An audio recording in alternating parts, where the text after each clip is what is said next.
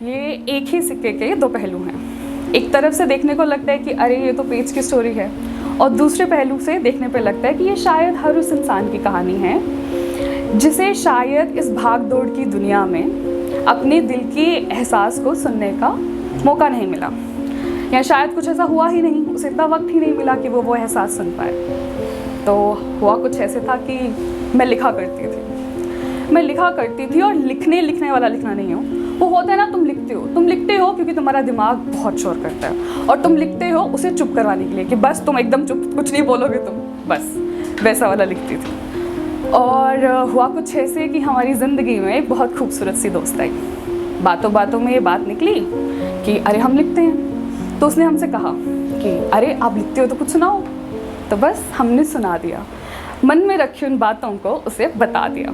फिर इस बात को कुछ दिन बीत गए और कभी कभी हम शाम को उसे कुछ सुना दिया करते थे। तो एक दिन ना जाने उसके दिमाग में क्या आया, वो हमारे पास आई और हमें बोली कि अरे आप लिखते हो ना, तो आप लिखते हो तो कुछ पेज वेज बना लो यार और अपनी लिखी बातों को दुनिया को सुना दो। और हमने उसे कहा कि अरे नहीं ऐसा थोड़ी लिखती हूँ। तो इस बात पे उसने हमें एक बहुत प्यारी सी बात बोली। उसने हमें कहा कि आप लिखते हो ना, और यही तो दुनिया चाहती है, बंजर सी इस ज़मीन पे एहसास ही तो सुनना चाहती है। तो बस फिर हमने पेज बना ही लिया, और अब पेज बनाया तो बात आई उसके नाम पे कि अरे इस पेज का कुछ तो नाम होगा, इसका कुछ तो काम होगा। तो हम कुछ वक्त बैठे, हमने एक दूसरे से बात की, और बात करने के बाद हमने उस पेज का नाम रखा दस्तक-ए-एहसास। और हमने अब यूं ही तो पेज का नाम रखा नहीं था, कुछ एहसास हमें उस वक्त हुए थे और इसलिए हमने उस पेज का नाम दस्तक-ए-एहसास रखा था।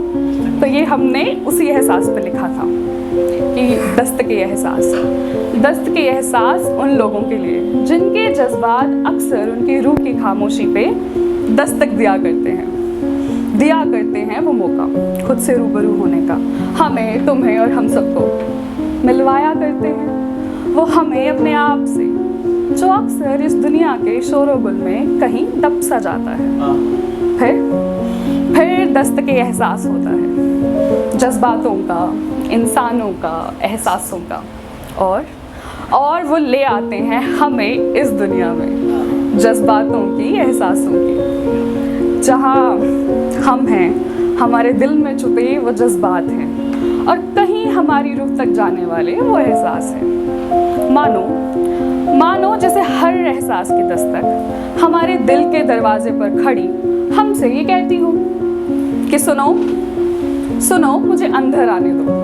कब तक तुम इस समझदारी भरी दुनिया में मुझे यूँ बाहर रखोगे और कहोगे कि तुम हमें जानते नहीं, तुम्हारा हमसे कोई वास्ता नहीं। तो सुनते हैं या सुनने की कोशिश करते हैं हम वो हर दस्तक जिसे शायद उसके दिल के दरवाजे से ही लौटा दिया गया, यहाँ पर दबा दिया गया, क्योंकि हमें लगा कि ये दस्तक कुछ ज़्यादा ही जज्बाती है और इसको सुनने वालों की इस दुनिया में कुछ कम ही आबादी है। Thank you.